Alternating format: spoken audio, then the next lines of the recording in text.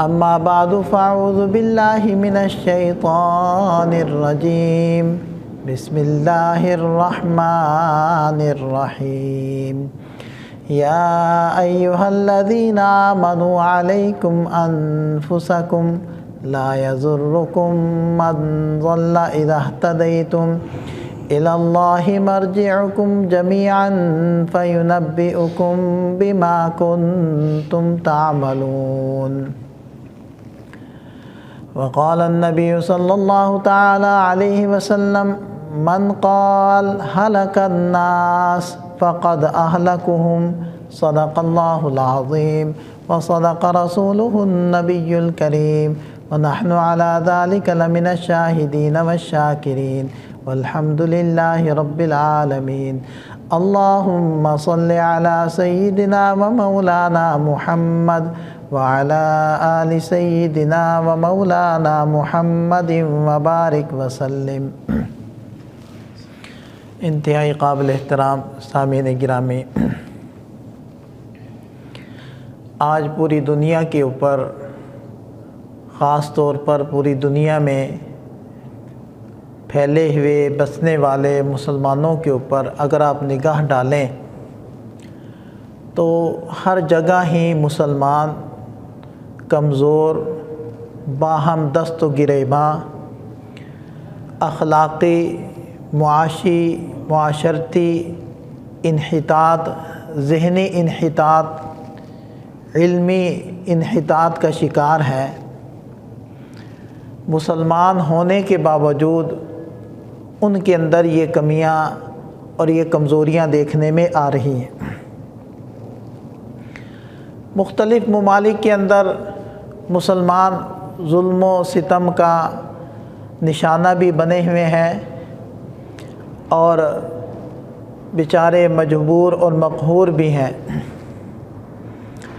ظاہری بات ہے، ان ساری باتوں کی ایک ہی وجہ ہے کہ کامل درجے کی دینداری وہ نہیں ہے۔ اب یہ کامل درجے کی دینداری مسلمانوں میں پیدا ہو، اخلاقیات اور معاش کے مسائل، معاشرت کے مسائل، سماجی مسائل، سیاسی مسائل، وہ مسلمانوں کے اندر صحیح دینداری وہ زندہ ہو جائے، اس کے لیے ہر زمانے میں ہی کوششیں ہوتی رہی ہیں، ہوتی رہیں گی۔ اب بھی مختلف ناموں سے لوگ کوششیں کر رہے ہیں، لیکن فکر طلب بات یہ ہے کہ وہ کوششیں جس درجے میں بار آور ہونی چاہیے اس درجے کی ہوتی نہیں۔ وہ بس تو ایسے ہی ہے جیسے کہ ایک دریا میں پتھر پھینک دیا، تھوڑی سی لہر تو اٹھی لیکن تھوڑی دیر کے بعد وہ ختم ہو گئی۔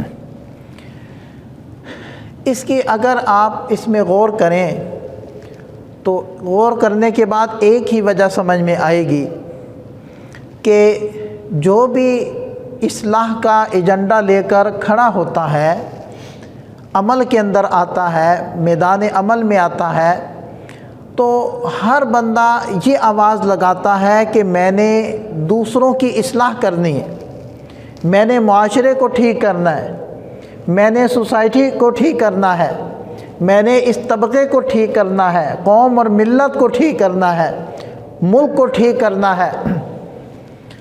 کسی کے اندر بھی یہ بات پیدا نہیں ہوتی کہ سب سے پہلے میں نے اپنے آپ کو ٹھیک کرنا۔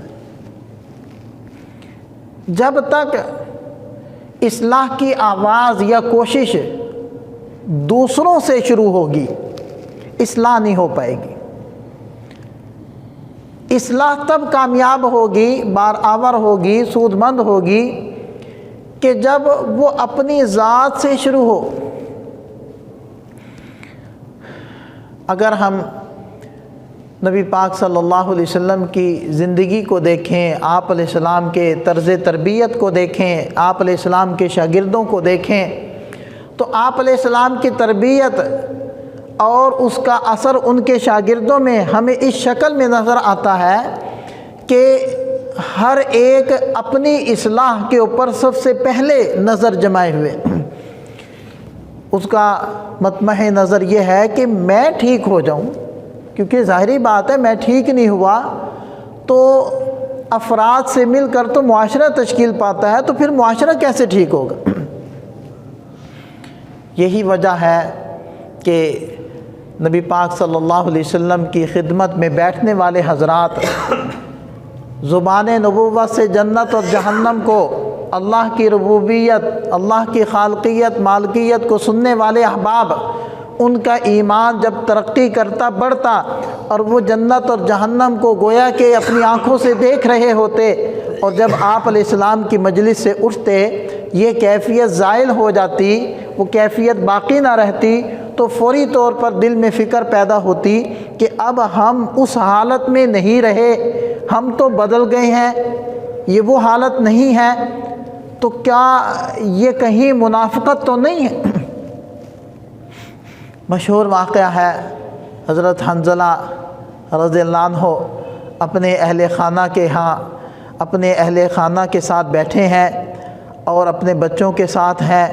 اب دل کی طرف توجہ گئی، خیال پیدا ہوا کہ وہ کیفیت تو ہے ہی نہیں اب جو نبی پاک صلی اللہ علیہ وسلم کی خدمت اقدس یا صحبت کی برکت سے تھی، تو فوری طور پر اٹھے، گھر سے نکلے، یہ کہنے لگے نافقہ حنظلہ، حنظلہ تو منافق ہو گئے۔ راستے میں حضرت ابوبکر صدیق رضی اللہ عنہ وہ مل گئے، تو پوچھنے پر حضرت صدیق اکبر رضی اللہ عنہ نے بھی یہی بات ارشاد فرمائی کہ یہ کیفیت تو میری بھی ہے، تو کہیں نافقہ ابو بکر منافق تو نہیں ہو گیا؟ یہ حضرات یہ بات کہتے ہوئے سرکار دو عالم صلی اللہ علیہ وسلم کی خدمت اقدس میں حاضر ہوئے اور قصہ عرض کیا۔ آپ علیہ السلام نے ارشاد فرمایا حنظلہ یہ کیفیت کبھی کبھی ہوگی، یعنی جب میرے پاس آؤ گے، محفل میں بیٹھو گے، مجلس میں بیٹھو گے، صحبت میں بیٹھو گے، تو اس برکت سے یہ کیفیت ہو جائے گی۔ اگر دور چلے جاؤ گے تو اس کیفیت کا وہ معیار باقی نہیں رہے گا، لہذا حنظلہ کبھی ہو گئی یہ کیفیت کبھی نہیں ہوگی، لیکن حنظلہ یہ نفاق نہیں۔ تو دیکھیں وہ حضرات، ان حضرات کو اس چیز کی فرصت نہیں تھی کہ وہ کسی پر فتویٰ لگائیں کہ تو منافق ہے، وہ حضرات تو اپنے دل کے اوپر نظریں جمائے بیٹھے تھے کہ کہیں میرا اندر تو نہیں بدل گیا، میں تو منافق نہیں ہو گیا۔ اندریرا می تراشو می خراش تا دم آخر فارغ مباش، اپنے اندر کو خراشتے تراشتے رہو، اپنے دل کے اوپر نگاہ رکھو، کہیں تمہارے دل کے اندر کچھ غلط باتیں تو نہیں پیدا ہو رہی۔ تا دم آخر فارغ مباش، مرتے دم تک اس کام سے فارغ نہ ہونا، اپنے پر نگاہ رکھنا۔ حضرت عمر فاروق رضی اللہ عنہ، اب دیکھیں کہ ان کا کیا مقام ہے، حضرت ابوبکر صدیق رضی اللہ عنہ کا کیا مقام، وہ یہ بات ارشاد فرما رہے ہیں، اور حضرت عمر فاروق رضی اللہ عنہ کا کیا مقام، لو کان بعدی نبی لکان عمر، اگر میرے بعد کوئی نبی ہوتا تو عمر ہوتا۔ درجہ اور مقام تو یہ ہے، خود زبان نبوت سے عمر فی الجنہ سن چکے ہیں۔ آپ صلی اللہ علیہ وسلم کے ایک صحابی تھے حضرت حذیفہ رضی اللہ عنہ، ان کو نبی پاک صلی اللہ علیہ وسلم نے منافقین کے بارے میں بتلایا تھا کہ یہ شخص منافق ہے، اور آپ علیہ السلام کو ظاہری بات ہے اللہ تعالیٰ نے بتلایا تھا، اور ان کو منع کیا تھا کہ کسی کو بتانا نہیں ہے، بہت سارے راز ان کے پاس سے آپ صلی اللہ علیہ وسلم کے۔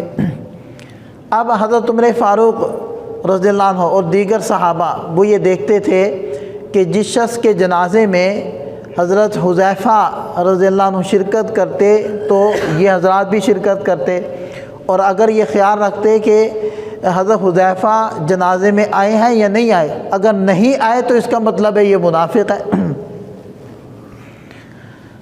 ایک بار حضرت عمر فاروق رضی اللہ عنہ حضرت حذیفہ رضی اللہ عنہ سے کہنے لگے، حذیفہ میں تجھ سے نبی پاک صلی اللہ علیہ وسلم کا راز تو نہیں پوچھتا، یہ تو نہیں پوچھتا کہ کون کون منافق ہے، بس یہ پوچھتا ہوں کہ بس یہ بتلا دو کہ کہیں عمر کا نام منافقین میں تو نہیں ہے۔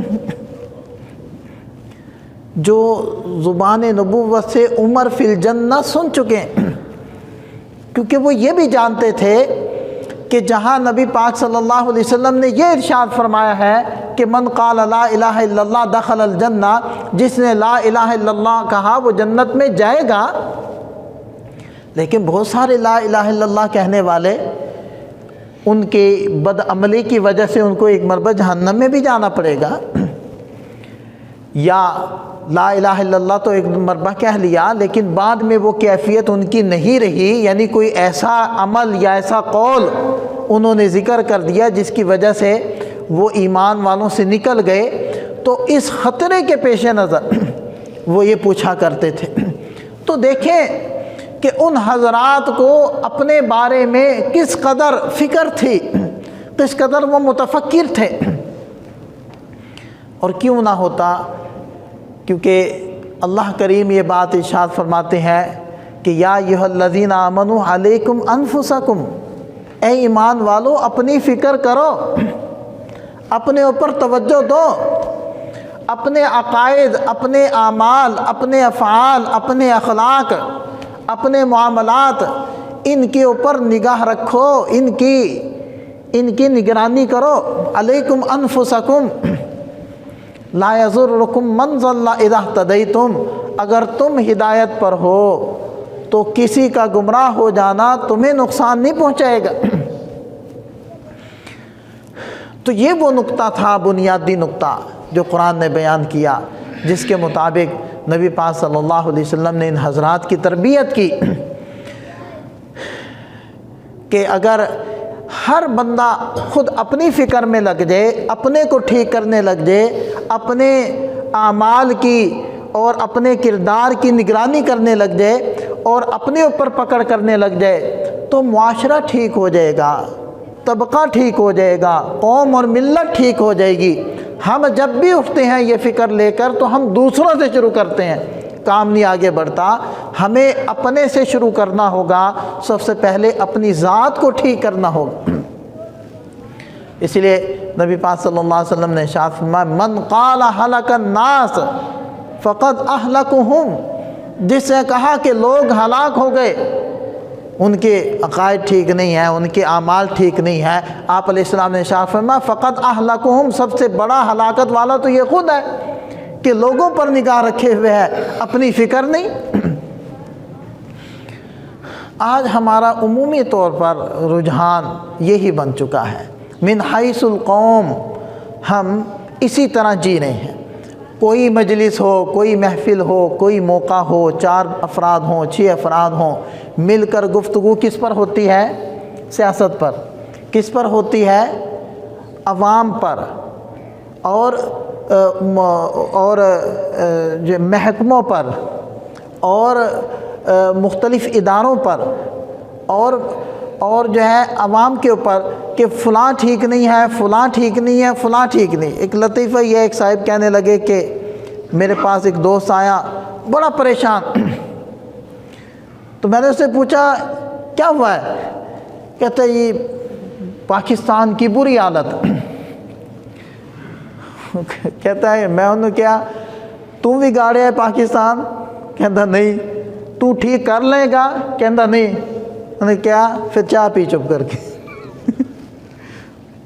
یعنی ہر بندہ ان چیزوں میں پڑا ہوا ہے، ان چیزوں کی بحث کر رہا ہے، ان چیزوں کے بارے میں متفکر ہے اور سوچ رہا ہے، ان اندیشوں میں پڑا ہوا ہے جس کا اس سے کوئی لینا دینا ہی نہیں، جن میں یہ اثر ڈال ہی نہیں سکتا، جن کو یہ ٹھیک کر ہی نہیں سکتا، جو اس کے دائرے اختیار سے ہی باہر ہے، اور جو کر سکتا ہے اس کی طرف توجہ ہی نہیں، اس کی طرف توجہ ہی نہیں ہے، اس کی کوئی بات ہی نہیں ہے، اس کام کو کرنے کی کوئی منصوبہ بندی نہیں ہے، اس کی کوئی ابتدا ہی نہیں ہے، ہاں فکر ہو رہی ہے، گفتگو ہو رہی ہے، تبادلہ خیال ہو رہا ہے سیاست کے بارے میں، ملک کی حالات کے بارے میں، ملک کے اوپر قرضے کے بارے میں، اور بڑے بڑے ایشوز کو ہم لے کر بیٹھے ہیں، حالانکہ ہم ظاہری بات ہے وہ نہیں کر سکتے۔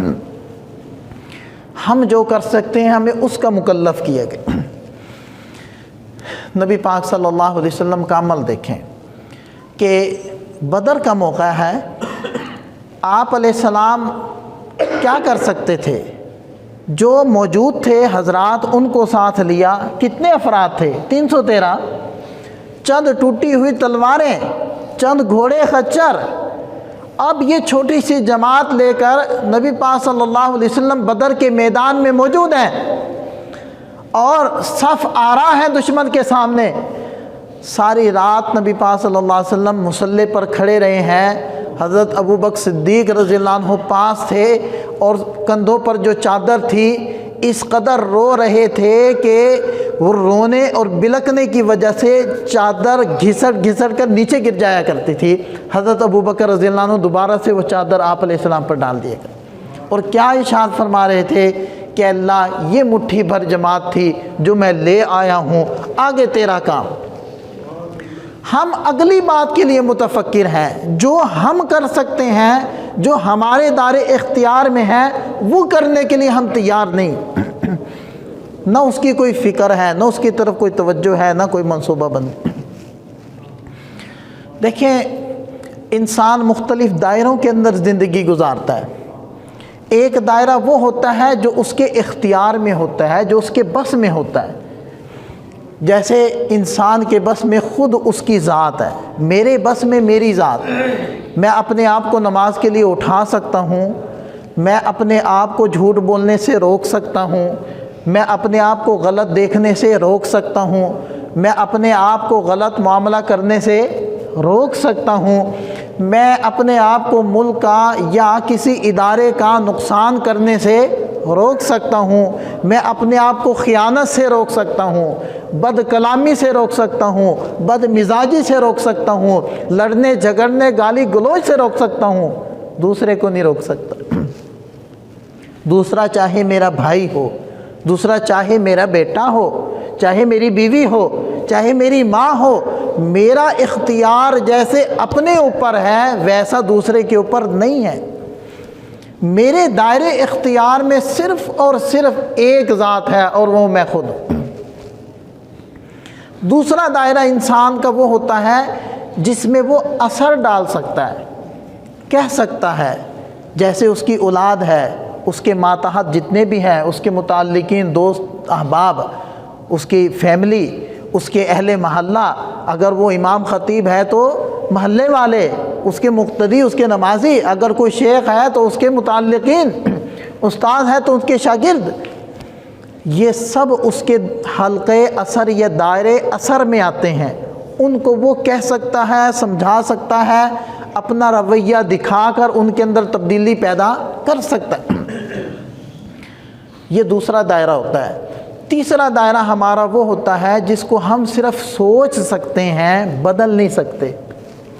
اس میں بہت ساری چیزیں، یہ جیسے میں نے ملک کی مثالیں دی تھی، اداروں کی مثالیں دی ہیں، محکموں کی مثالیں دی ہیں، پارٹیوں کی مثالیں دی ہیں، پوری قوم کی مثال دی ہے۔ ہم سوچ سکتے ہیں، ہم اس کو بدل نہیں سکتے۔ اب دیکھیں، اب آپ اچھے سے سمجھ پائیں گے کہ جب میں ہائی وے کے اوپر نکلتا ہوں، جب میں موٹر وے پر چڑھتا ہوں، کسی جگہ مجھے کوئی سڑک ٹوٹی ہوئی نظر آتی ہے، میرے دل کے اندر یہ خیال آتا ہے کہ اگر میں وزیر اعظم ہوتا تو میں اس سڑک کو ٹوٹنے نہ دیتا، اس کو ٹھیک کرواتا۔ تو میں تو وزیر اعظم نہیں بننے لگا، اور نہ میرے اختیار کے اندر یہ چیزیں آنے لگی، البتہ اپنے گھر کے سامنے کی سڑک میں ٹھیک رکھ سکتا ہوں۔ گھر کے سامنے کی سڑک تو میں نے توڑی ہوئی ہے، پانی کا پائپ گزارا تھا یا گیس کا گزارا تھا، دوبارہ سے مجھے توفیق نہیں ہو اس کو ٹھیک کرنے کی۔ جو کر سکتا تھا وہ کرنے کے لیے تیار نہیں ہوں، اور سوچتا کیا ہوں کہ وزیر اعظم ہوتا تو میں یہ نہ ہونا دیتا۔ خبریں سن رہے ہیں جی اور تبصرے کر رہے ہیں، اگر میں وزیر اعظم ہوتا تو کسی کے اوپر قرضہ نہ ہوتا، میں اپنے ملک کو دیوالیہ سے نکال لیتا اور میں سچ کو عام کر دیتا اور میں یہ پابندی لگاتا وہ لگاتا، جبکہ خود بیچ رہا ہے، جھوٹ بول رہا ہے۔ آپ وزیر اعظم تو نہیں بنیں گے، لیکن جو آپ ہیں، جس دائرے میں آپ موجود ہیں، اس کی سوچیں کہ میں اس کے اندر کیا تبدیلی لا سکتا ہوں، میں اس میں کیسے بہتری کر سکتا ہوں۔ وزیر اعظم تو آپ نہیں بن رہے۔ اسی طرح آپ سوچتے جائیں ایک ایک چیز کو کہ جو میرے دائرے اختیار میں ہے اس کی طرف توجہ نہیں، یہ دیکھیں جی لوگ کیا کر رہے ہیں، یہ دیکھیں جی لوگوں کے اخلاق دیکھیں، لوگوں کے معاملات دیکھیں، لوگوں کی گفتگو سنیں آپ، یہ ہماری قوم ہے، یہ ہمارا معاشرہ ہے، یہ تو ہم سب کہنے کے لیے تیار ہیں، لیکن جب موقع آئے گا کروں گا میں بھی وہی جو وہ کر رہے تھے۔ اور پھر جب اس کو کہا جائے کہ یار تم بھی وہی کر رہے ہو، کہتے میں بھی پاکستانی ہوں نا، میں بھی اسی قوم کو۔ تو اس طریقے سے جب تک اصلاح ہم دوسروں سے شروع کریں گے نہیں ہوگی، جب اصلاح ہم اپنے سے شروع کریں گے تو اصلاح ہونا شروع ہو جائے گی۔ کیوں؟ اس لیے کہ اگر 1000 افراد کے اوپر ہمارا معاشرہ مشتمل ہے، ایک فرد ٹھیک ہو جائے تو 1000 میں سے ایک تو ٹھیک ہوا۔ اب ہم دیکھتے ہیں کہ جی کرنا کیسے ہوتا ہے، چلنا کیسے ہوتا ہے، ترتیب کیا اصل میں۔ جیسے کہ میں نے پہلا دائرہ بتایا کہ جس کو دائرے اختیار یا حلقہ اختیار کہتے ہیں، جس میں آپ کی صرف ذات ہے۔ جو شخص اس دائرے میں وقت گزارتا ہے، اللہ کی شان دیکھیں کہ اللہ تعالیٰ اس کے اس دائرے اختیار کو بڑھانا شروع کر دیتے ہیں، اس کا دائرے اختیار بڑھنے لگ جاتا ہے۔ کیسے بڑھنے لگ جاتا ہے کہ ویسے تو دائرے اختیار میں انسان کی اپنی ذات ہوتی ہے، لیکن جب اپنے اوپر کام کرتا ہے، اپنے کو قیمتی اور بہتر بناتا ہے، تو پھر جو اثر والا دائرہ ہوتا ہے نا، وہ آہستہ آہستہ اس کے دائرے اختیار میں آنا شروع ہو جاتا ہے۔ وہ کیسے؟ دیکھیں، حضور نبی کریم صلی اللہ علیہ وسلم کی ذات اقدس ایک نمونہ ہے۔ اسلام وحی جو باقاعدہ شروع ہوئی ہے، وحی کے نزول سے پہلے ہی، جیسے کہ میں نے پچھلے جمعے بھی یہ واقعہ سنایا تھا کہ 35 سال کی نبی پاک صلی اللہ علیہ وسلم کی عمر مبارک تھی، اور قریش نے سوچا کہ ہم بیت اللہ بنائیں، اور جب حجر اسود کے رکھنے کا معاملہ آیا تو انہوں نے یہ کہا کہ کل کو جو شخص آئیں گے سب سے پہلے ہم ان سے فیصلہ کروائیں۔ اور جب آئے ہیں تو انہوں نے کیا کہا کہ صادق اور امین آ گئے، ان کے فیصلے پر ہم راضی۔ یہ کیا تھا؟ یہ وہی تھا کہ جب انسان دائرے اختیار میں عمل کرنے لگ جائے تو اللہ تعالیٰ دائرے اثر کو اس کے اختیار میں لانا شروع کر دیتے۔ اب وہ اثر تھا، آپ علیہ السلام کے اختیار سے باہر کی چیز تھی، آپ صرف سمجھا سکتے تھے، لیکن جب وہ خود صادق اور امین کا نمونہ بن کر ان کے سامنے آ گئے تو وہ رام ہو گئے، سر جھکا دیا، کہنے لگے جو یہ فیصلہ کریں گے ہمیں قبول ہے۔ اسی طرح آپ اسی چیز کو آگے دیکھیں کہ نبی پاک صلی اللہ علیہ وسلم نے کام کرنا شروع کیا، ایسے طبقے اور ایسے معاشرے اور ایسی قوم کی طرف بھیجے گئے کہ جن کی برائیاں اتنی لکھی ہوئی ہیں کتابوں کے اندر کہ کتابیں بھری ہوئی ہیں، لیکن جب نبی پاک صلی اللہ علیہ وسلم نے کام کرنا شروع کیا تو صحابہ کرام بننا شروع ہو گئے، ایک طبقہ اور مجمع تیار ہونا شروع ہو گیا، اور وہ ایسے تیار ہونے لگ گئے کہ وہ حلقے اثر سے نکل کر آپ علیہ السلام کے دائرے اختیار کے اندر آنے لگ گئے کہ آپ علیہ السلام کے ایک ایک حکم پر مر کٹنے کے لیے تیار ہو گئے۔ یہ تھا کہ جب انسان دائرے اختیار میں کام کرنا شروع کر دے تو اثر اس کے اختیار کے اندر آنا شروع ہو جاتا۔ ایک دو اور مثالیں، ایک بڑی شخصیت گزری ہے ہمارے پاکستان کی، عبدالستار ایدھی۔ اب ایک تو طریقہ یہ ہے کہ جیسے ہم سب اسے اپنائے ہوئے ہیں کہ یار ایمبولانس ہونی چاہیے، کوئی نظام ہونا چاہیے، ادھر بیمار تڑپتے رہتے ہیں، زخمی بیچارے بلکتے رہتے ہیں، کوئی پہنچانے والا نہیں ہوتا۔ ایک یہ ہے کہ ہم بس سوچ کر آگے چل پڑیں، تبصرہ کریں، کمنٹس دیں اور آگے چل پڑیں۔ ایک یہ طریقہ تھا۔ ایک یہ طریقہ تھا کہ میں خود شروع کر دوں، تو سب سے پہلی ایمبولنس انہوں نے اپنا مال متاع بیچ کر خریدی اور لانچ کر دی۔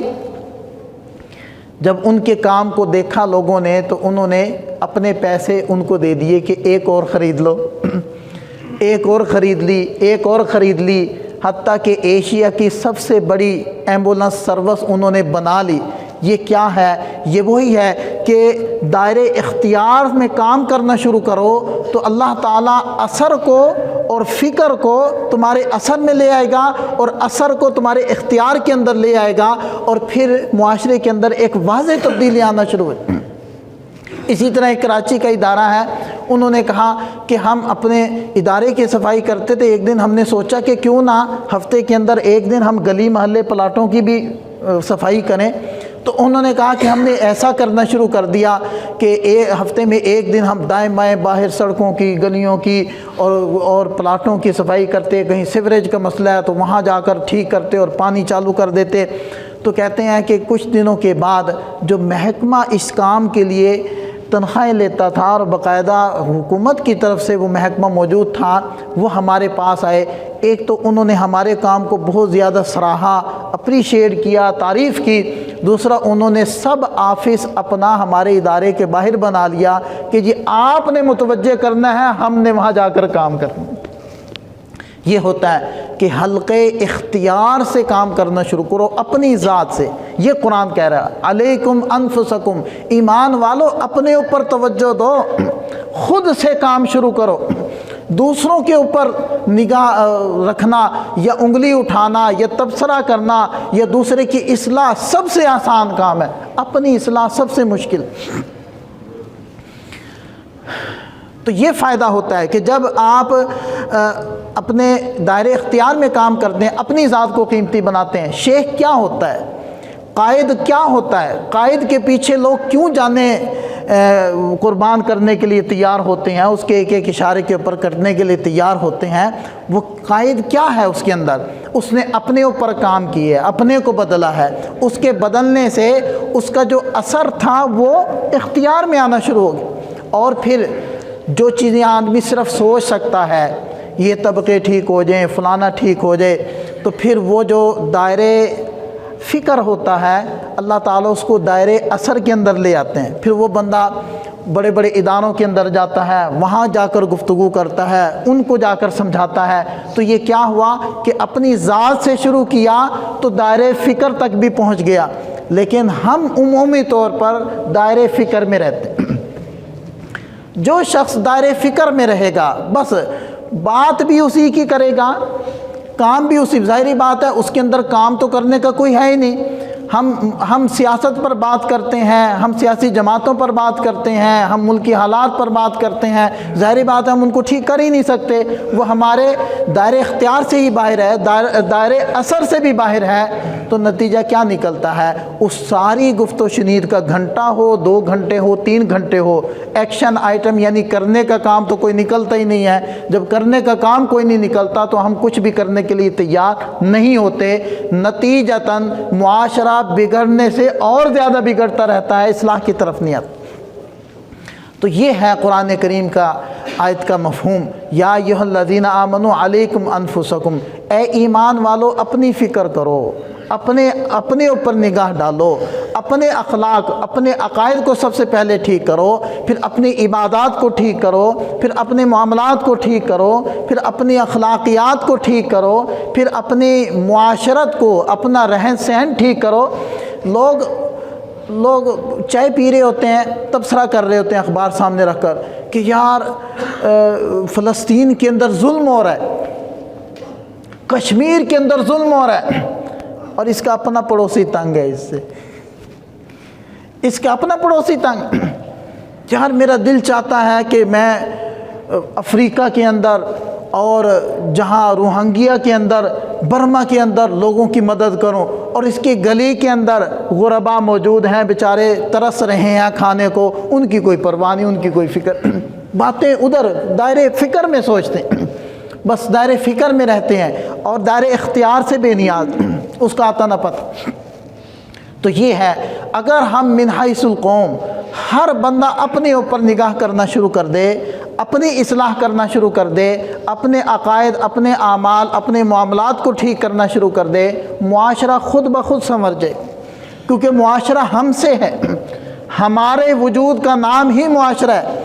اور یہ کہنا کہ میرے ٹھیک ہونے سے کیا ہوگا جب تک کہ پورا طبقہ، پورا معاشرہ نہ بدلے، تو بھائی دیے سے دیا، چراغ سے چراغ جلتا ہے، ایک ایک مل کر دیکھیں نا، دانوں کو ایک ڈھیر ہوتا ہے تو وہ ڈھیر کے اندر ایک ایک دانہ ہی تو ہے، وہ ایک ایک دانہ ملتا ہے تو ڈھیر بن جاتا ہے۔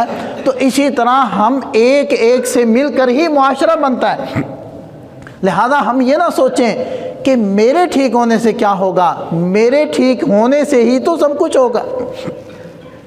لہذا ہم میں سے ہر ایک اپنی فکر کرے، ہر ایک اپنی اصلاح کرے، ہر ایک اپنے کو ٹھیک کرے، جس محکمے میں ہے، جس طبقے میں ہے، جو اس کا کام ہے، وہ اس اپنے کام کو ٹھیک کر لے گا تو انشاءاللہ ہمارا معاشرہ ٹھیک ہو جائے۔ اب لوگ کہتے ہیں سودی معاملہ ہوتا ہے تو باقاعدہ احتجاج ہوتے ہیں، لوگ بینر لے کر باہر نکلتے ہیں، ٹھیک ہے، کرنا چاہیے احتجاج، ایک حق ہے ہمارا، دینی حق ہے، لیکن جب سود لینے دینے کا معاملہ ہوتا ہے تو بینک میں پہنچے بیٹھے ہوتے ہیں، سود لے دے رہے ہوتے ہیں، گاڑیاں بھی سود پہ نکل رہی ہے، گھر بھی سود پر بن رہے ہیں، وہ معاملات ہو رہے ہیں، اور احتجاج کا موقع ہے تو احتجاج کرنے کے لیے تیار۔ اگر اس قوم کا ہر فرد یہ طے کر لے کہ میں نے سود نہیں لینا اور بینک والوں سے میں نے سودی معاملہ نہیں کرنا، تو بینک تو خود بخود بند ہو جائیں گے۔ بینک کیسے چلیں گے؟ بینک تو ہمارے جانے سے چلتے ہیں۔ ایک بندہ غلط چیزیں بیچتا ہے ہماری مارکیٹ کے اندر، جب ہم نے یہ طے کر لیا کہ ہم اس کے پاس نہیں جائیں گے تو دکان تو خود بخود بند ہو جائے، جب کسی گاہک نے جانا ہی۔ تو یہ ہے وہ نسخہ جس کی طرف ہماری توجہ نہ ہونے کی وجہ سے بڑی بڑی تحریکیں شروع ہونے کے باوجود بھی ہمارے اس طبقے اور معاشرے کے اندر کوئی واضح تبدیلی نہیں آ رہی، اس لیے کہ ہر ایک کا ایجنڈا ہوتا ہے کہ معاشرے کی اصلاح کرنی ہے، کسی کا ایجنڈا یہ نہیں ہے کہ فرد کی اصلاح کرنی ہے، میں نے اپنی اصلاح کرنی۔ تو جب ہر بندہ اپنی اصلاح کرنا شروع کر دے گا تو یہ جو ہے معاشرہ ٹھیک ہونا شروع ہو جائے گا، اور سارے محکمے ٹھیک ہونے شروع ہو جائیں گے، سارے طبقے ٹھیک ہونے شروع ہو جائیں گے، معاملات سدھر جائیں گے۔ جب یہ سارے معاملات ٹھیک ہوں گے تو اللہ تعالیٰ کی نگاہ رحمت وہ ہم پر پڑے گی، اور پھر جو مسلمانوں کا جو اصل مقام تھا جو اللہ تعالیٰ نے ان کو عطا کیا تھا وہ ہمیں واپس ملے گا۔ اللہ تعالیٰ ہمیں سمجھ عطا فرمائے، عمل کی توفیق عطا فرمائے۔ وآخر دعوانا